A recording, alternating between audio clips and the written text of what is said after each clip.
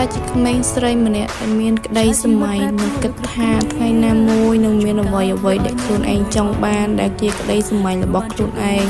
ហើយនៅពេលនេះគឺខ្ញុំអាចសម្រេចក្តីសម័យខ្លួនឯងបានហើយក្តីសម័យទាំងអស់នេះវាក៏ជាចំណែកមួយសម្រាប់មនុស្សជុំវិញខ្លួននិង fan ដែលបានជួយដែលបានស្រឡាញ់និងគាំទ្រមកលើ Jacob Ball កន្លងមកតែមួយប្រពេចភ្នែកទេ Jacob Ball គឺមិននឹកស្មានថាក្តីសម័យដ៏ធំរបស់ Jacob Ball គឺអាចជោគជ័យនៅថ្ងៃនេះទេ